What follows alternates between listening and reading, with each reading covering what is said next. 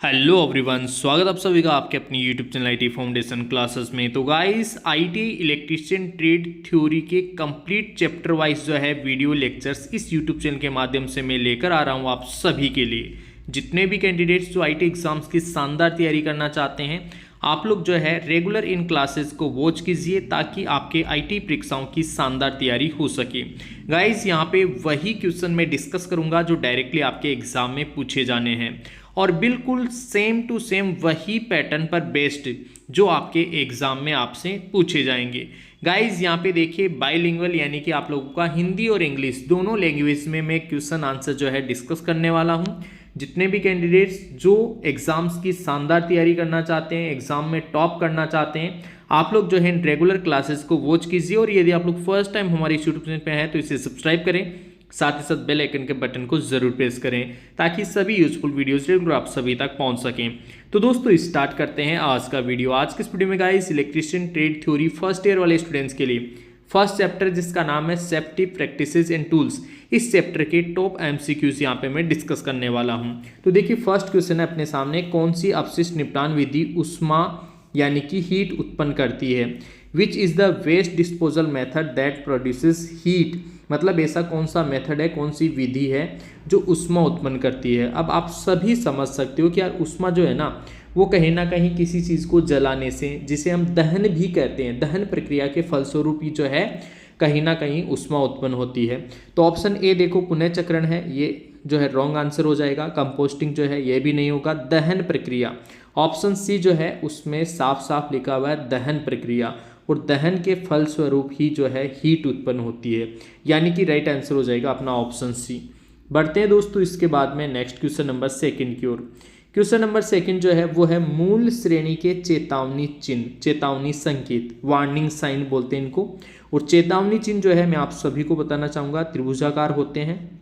इनकी जो पृष्ठभूमि है वो पीली होती है, ठीक है, और इसके ऊपर जो है जो भी संकेत होता है वो ब्लैक कलर का बना होता है। ब्लैक मतलब काला संकेत बना होता है।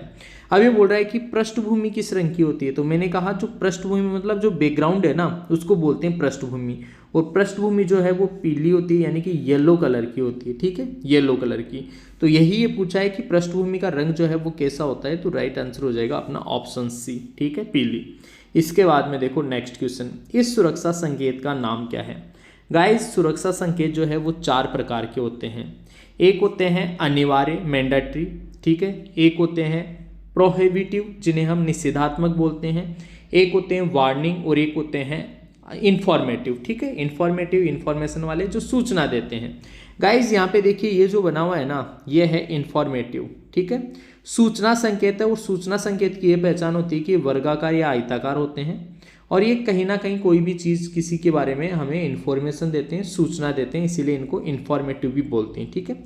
तो यहाँ पे देखिए यार, ये वर्गाकार बना हुआ है और प्लस साइन एक्चुअल में ये सूचना दे रहा है कि यहाँ पे कोई हॉस्पिटल है, अस्पताल है, ठीक है, चिकित्सालय है, उसकी सूचना दे रहा है। तो इसलिए इसका जो है राइट आंसर हो जाएगा अपना ऑप्शन डी, सूचना संकेत, राइट। जो चेतावनी चिन्ह होते हैं वो त्रिभुजाकार होते हैं। अनिवार्य संकेत जो है वो वर्ताकार, गोलाकार हम बोलते हैं। निषेधात्मक जो है वो भी वर्ताकार या गोलाकार ही होते हैं, लेकिन उनके बीच में ऐसे क्रॉस साइन होता है, एक है ना, ऐसे तिरछी रेखा, क्रॉस साइन बोलते हैं उसको, ठीक है, ऐसा होता है, ये होते हैं निषेधात्मक।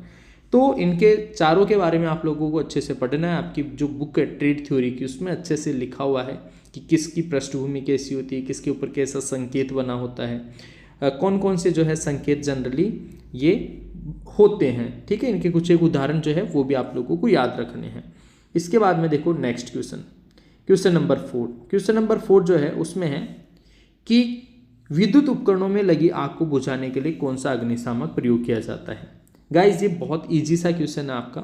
विद्युत में जो विद्युतीय उपकरणों में लगी आग होती है उसको हम हेलोन या फिर सीटीसी प्रकार के अग्निशामक से बुझाते हैं। सीटीसी मतलब कार्बन टेट्राक्लोराइड, ठीक है। सीटीसी उपकरण अग्निशामक, सीटीसी अग्निशामक या फिर हेलोन प्रकार के जो है अग्निशामक, उनसे हम बुझाते हैं विद्युत उपकरणों में लगने वाली आग को। तो राइट आंसर हो जाएगा ऑप्शन ए। बढ़ते हैं इसके बाद में नेक्स्ट क्वेश्चन नंबर 5 की ओर। क्वेश्चन नंबर 5 में हमसे पूछा जा रहा है, what is the smoothing in extinguishing of fire. आग बुझाने में स्मूथिंग जो है वो क्या है। गाइस दो तरीके के प्रोसेस होते हैं, एक होता है स्टार्विंग और एक होता है स्मूथिंग। जब आपसे स्मूथिंग पूछे तो स्मूथिंग का मतलब होता है ऑक्सीजन की सप्लाई को हटाना, ऑक्सीजन को O2 मतलब ऑक्सीजन को हटाना, ठीक है।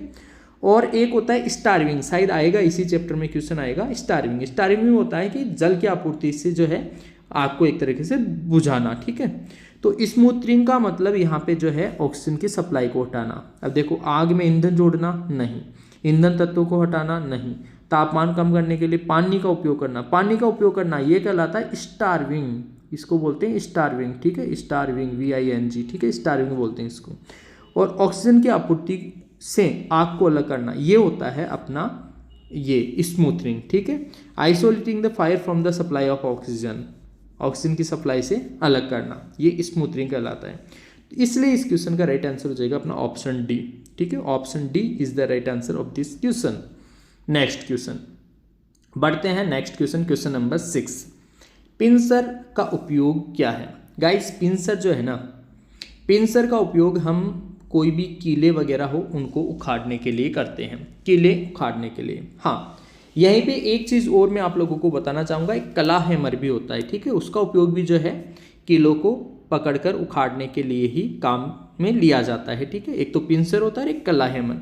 तो पिंसर देखिए यहाँ पे पूछा लचीले तारों को मोड़ने के लिए नहीं, छोटी तारों को काटने के लिए नहीं, लकड़ी से कील निकालने के लिए, लकड़ी से कील निकालने के लिए जो हम पिंसर का यूज़ करते हैं, ठीक है। राइट आंसर हो जाएगा अपना ऑप्शन सी। बढ़ते हैं नेक्स्ट क्वेश्चन नंबर 7 की ओर। क्वेश्चन नंबर 7 जो है वो है कैसे पहचाने कि पीड़ित को हृदय गति रुकने का दौरा पड़ा है। कैसे पहचानेंगे कि पीड़ित को हृदय गति रुकने, कार्डियक अरेस्ट हुआ है, कैसे पहचानेंगे। बहुत इजी सा है गाइस। जो है रीढ़ में दर्द होगा नहीं, मुंह कसा हुआ नहीं, पेट में सूजन नहीं, होठों के आसपास नीला रंग। गाइस ये है पहचानने का तरीका, ठीक है। हृदय गति हुई है, पीड़ित को कार्डियक अरेस्ट हुआ है, तो गाइस उसको पहचानेंगे आप लोग कैसे, उसके होठों के आसपास जो है नीला रंग अपीयर होगा। ऑप्शन डी जो है इस क्वेश्चन का करेक्ट आंसर होगा। याद रख लीजिएगा गाइस, काफ़ी इंपॉर्टेंट है, कई बार आपके एग्जाम में भी आपसे पूछा गया है। तो इसके बाद में guys next question number 8। Question number 8 जो है उसमें हमसे पूछा जा रहा है छाती और पेट में चोट वाले पीड़ित को कौन सी कृत्रिम श्वसन विधि, कृत्रिम श्वास विधि जो है दी जाती है। Which artificial respiration method is perform when the victim has injuries on chest and belly. Chest और बेली यानी छाती और पेट के ऊपर चोट है तो पीड़ित को कौन सी कृत्रिम श्वसन विधि जो है वो दी जाएगी। तो गाइस देखो यार, जब छाती और पेट में चोट लगी है ना तो उसको पीठ के भी लेटाना पड़ेगा, यानी कि उसका मुंह ऊपर रहेगा, ठीक है। उस कंडीशन में जो है हम उसे Nelson arm left back pressure method का जो है यूज़ करेंगे। नेल्सन विधि जो है उसका हम यूज़ करेंगे। गाइस कई कैंडिडेट्स देखे यहाँ पे जो है माउथ टू माउथ विधि जो है कई जगह ये भी आंसर दिया हुआ है, बट आप लोग यहाँ पे समझिएगा जब नेल्सन विधि दे रखी हो और ये विधि दोनों दे रखी हो तो फिर हम जो है नेल्सन विधि जो है उसको ज़्यादा करेक्ट मानेंगे, ठीक है। राइट आंसर ऑप्शन डी हो जाएगा। इसके बाद में देखो नेक्स्ट क्वेश्चन है इस चेतावनी संकेत का नाम क्या है। ये चेतावनी संकेत है गाइस, और यहाँ पे देखिए आप लोगों ने देखा होगा कि जब आप रोड वगैरह क्रॉस करते हो तो वहाँ पे ऐसा साइन बना होता है, ठीक है। तो इसको बोलते हैं पैदल यात्री पार पथ, पेडेस्ट्रियन क्रॉसिंग बोलते हैं इसको, पैदल यात्री पार पथ, ठीक है। पेडेस्ट्रियन क्रॉसिंग इसे कहा जाता है। ऑप्शन डी जो है इसका राइट आंसर हो जाएगा। इजी सा क्वेश्चन था ये। नेक्स्ट क्वेश्चन है भारी भार उठाना है, स्थानांतरित करना है तो कौन सी विधि का उपयोग किया जाता है। भारी भार उठाना हो या फिर जो है स्थानांतरित करना हो तो उस समय हम रिंच का यूज नहीं, क्रेन और स्लिंग, क्रेन और स्लिंग बिल्कुल क्रेन और स्लिंग का यूज करते हैं, ठीक है। ऑप्शन बी इसका राइट आंसर हो जाएगा। ऑप्शन सी और डी में देखो पड़ते रोलर है, मशीन, मूविंग प्लेटफॉर्म ये है, ठीक है। तो ऑप्शन बी इसका राइट आंसर हो जाएगा। नेक्स्ट क्वेश्चन है गाइस इस ड्रिल बिट का नाम क्या है। ये जो ड्रिल बिट है ना इसका नाम क्या है, डायग्राम बना हुआ है और इस ड्रिल बिट को हम क्या कहते हैं। गाइस ऑप्शन देख लेते हैं। ऑप्शन है फ्लैट ड्रिल बिट या फिर टेपर सेंक बिट या फिर काउंटर सिंक बिट और स्ट्रेट सेंक बिट, ठीक है। तो गाइस इसे बोलते हैं टेपर सेंक बिट। कैसे पहचानोगे, देखो मैं आपको पहचानने का तरीका भी बता देता हूँ। टेपर सेंक बिट क्यों कहा इसे, ठीक है, टेपर सेंक बिट। यहाँ पे आप देखोगे ना इसका टिप, तो यहाँ पे क्या है, ऐसी है, यानी कि टेपर है, टेपर हल्का कैसा है, टेपर, इसलिए इसको बोलते हैं टेपर सेंक बिट। राइट आंसर हो जाएगा ऑप्शन बी। बढ़ते हैं दोस्तों नेक्स्ट क्वेश्चन की ओर। नेक्स्ट क्वेश्चन है अग्निशामक यंत्र का उपयोग करने का सही क्रम क्या है। देखो यार ये थोड़े से स्टेप होती है अलग अलग, जैसे है ना स्टेप वाइज जो है किसी भी अग्निशामक यंत्र को हम कैसे प्रयोग करते हैं। आपने देखा होगा कि कोई भी जो अग्निशामक यंत्र है वो अग्निशामक यंत्र ऐसा रहेगा, ठीक है। उसके ऊपर यहाँ पे नोजल टाइप का लगा होगा और जो है पाइप लगी होगी दूसरी तरफ, ठीक है। तो इसमें एक्चुअल में करते क्या है, सबसे पहले जो है यहाँ पे एक खींचने का एक नॉक रहता है, एक तरीके से लॉक, उसको हम खींचते हैं, ठीक है। तो पुल आएगा, पुल करने के बाद में जहाँ से भी, जैसे मान लो हमें ये पाइप है उस आग को बुझाना है, तो उस आग को बुझाने किसी भी आग को बुझाना है तो जो पाइप है उसको उस आग के ऊपर एम करना पड़ेगा, एम उसको बोलेंगे एम, लक्ष्य को भेजना पड़ेगा, ठीक है। उसके बाद में स्क्वीज करना पड़ेगा। स्क्वीज का मतलब होता है यहाँ से क्या है, इसको हिलाना होता है एक तरीके से और तोड़ना होता है, इसमें कुछ सील सिस्टम रहता है, उसको ब्रेक करना होता है, ठीक है। तो थर्ड पोर्शन जो है वो आता है, थर्ड पार्ट आता है इसका, थर्ड स्टेप जो है वो होती है स्क्वीज। और उसके बाद में स्वेप का मतलब होता है जैसे पाइप को इधर उधर करना, ठीक है, आग के ऊपर इधर उधर करना, उसको बोलेंगे स्वेप, ठीक है। स्वीप का मतलब जैसे झाड़ू लगाते हैं ना इधर उधर, स्वीपर झाड़ू है ना, तो स्वीप ये लास्ट स्टेप आएगी। तो फर्स्ट आएगी पुल, फिर एम, फिर स्क्वीज और फिर स्वीप, ठीक है। तो राइट आंसर हो जाएगा अपना ऑप्शन ए। बढ़ते हैं साथियों नेक्स्ट क्वेश्चन। तारों की हुक और लूप बनाने के लिए कौन सी प्लायर का प्रयोग किया जाता है। तारों का लूप और हुक बनाना है, ठीक है, उसके लिए तो हम राउंड नोज प्लायर यूज करते हैं, फ्लैट नोज नहीं, लॉन्ग नोज भी नहीं। ये कई स्टूडेंट्स ये करेंगे तो ये देखो गलत आंसर होगा। लॉन्ग नोज जो है ना वो गहराई में जो नट बोल्ट वगैरह है उनको खोलने के लिए प्रयोग करते हैं, ठीक है। राउंड नोज प्लायर जो है ये इसका राइट आंसर आएगा, round knows plier, right answer हो गया ऑप्शन सी। नेक्स्ट क्वेश्चन है इस औजार का नाम क्या है। औजार का नाम देखिए यहाँ पे ये बना हुआ है और ये कौन सा है, तो ये तो यार देखने से पता चल रहा है डायगोनल कटिंग प्लायर है। कौन सा प्लायर है, डायगोनल कटिंग प्लायर। जितने भी टूल्स है सारे के सारे टूल्स का डायग्राम आप लोगों को पता होना चाहिए, डायगोनल कटिंग प्लायर। नेक्स्ट है आग बुझाने में स्टारविंग क्या है। आग बुझाने में स्टारविंग अभी कुछ समय पहले मैंने कहा था, एक होता है स्मूथरिंग जिसका क्वेश्चन ऑलरेडी आ चुका है। स्मूथरिंग का मतलब होता है ऑक्सीजन की सप्लाई को उठाना, ठीक है। और स्टारविंग का मतलब होता है पानी से जो है एक तरीके से आग को बुझाना, using water to cool the fire, ठीक है। ऑप्शन बी इसका राइट आंसर हो जाएगा। स्टारविंग मतलब पानी का यूज करना, ठीक है, पानी से ठंडा करना, using water to cool the fire, ठीक है। ऑप्शन बी इसका राइट आंसर होगा। नेक्स्ट क्वेश्चन है पीपी की गुणवत्ता के लिए कौन सा मापदंड। पीपी का मतलब होता है guys personal protective equipment.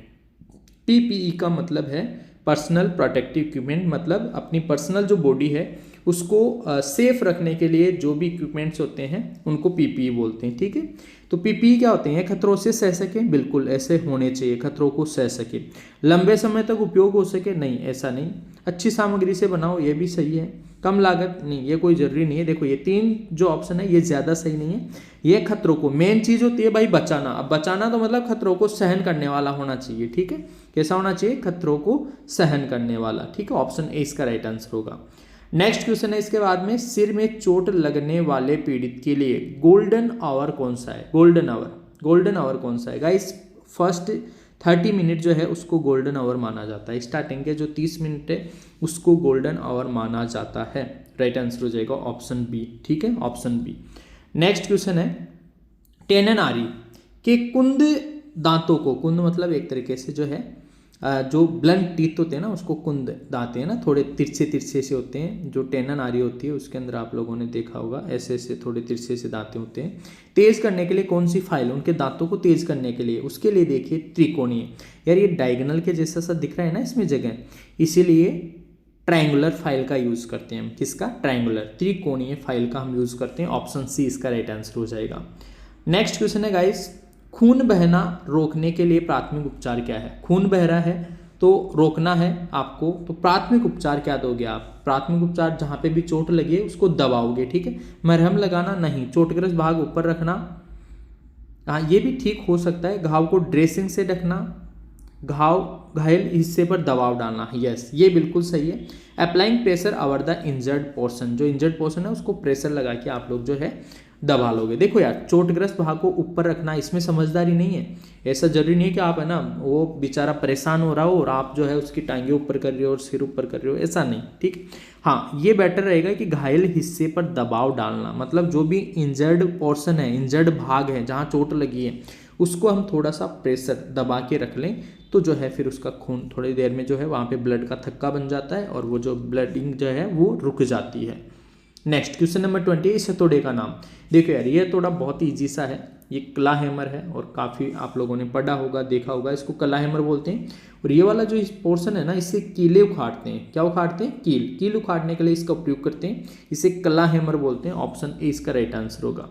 Next question है कंडक्टर के आकार को मापने के लिए। कंडक्टर मतलब कोई भी चालक है, चालक तार की मोटाई को मापने के लिए हम SWG का यूज करते हैं। और SWG का मतलब होता है स्टैंडर्ड वायर गेज।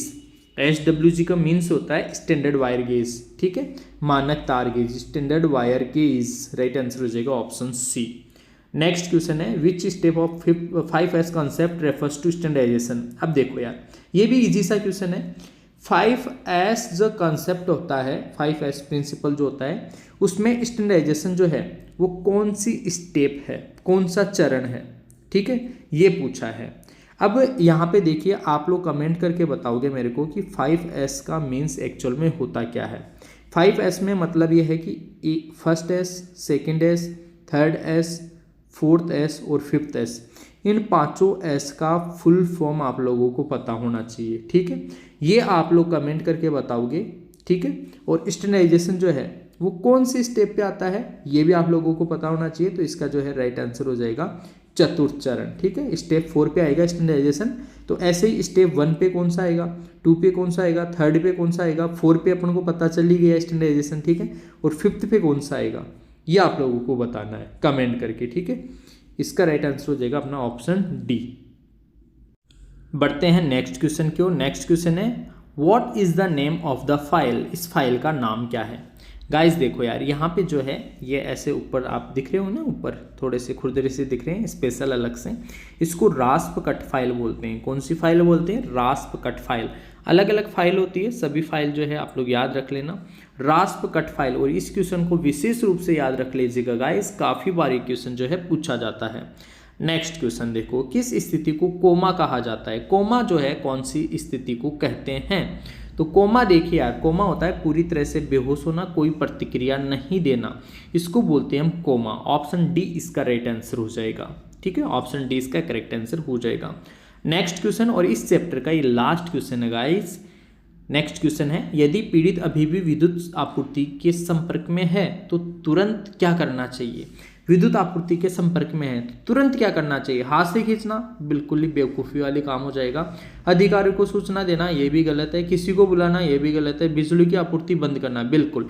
सबसे फर्स्ट जो है हमें यही करना चाहिए कि बिजली सप्लाई जो है उसको ऑफ कर देना चाहिए, ठीक है। बिजली सप्लाई से अगर कोई जो है बिजली से अगर कोई चिपक गया है तो उसे जो है बचाने के लिए सबसे पहले जो है बिजली सप्लाई को हमें ऑफ करना चाहिए इन ऑप्शंस के अकॉर्डिंग, ठीक है। तो राइट आंसर जो है अपना ऑप्शन डी आ जाएगा, ठीक है। इस तरीके से ये फर्स्ट चैप्टर के मैंने आपको बहुत ही इंपॉर्टेंट 25 MCQs बताए गाइस, विद आंसर एक्सप्लेनेशन जो है मैंने समझाए हैं। बहुत ही इंपॉर्टेंट है एग्जाम के पॉइंट ऑफ व्यू से, और डायरेक्टली क्वेश्चन जो है आप लोगों के यहीं से आने वाले हैं। तो दोस्तों फिलहाल इस वीडियो में इतना ही। इसी तरह के यूजफुल वीडियोज़ के लिए आप लोग जुड़े रहिए हमारे साथ। मिलेंगे आपसे नेक्स्ट वीडियो में, तब तक के लिए आप सभी को बहुत बहुत धन्यवाद।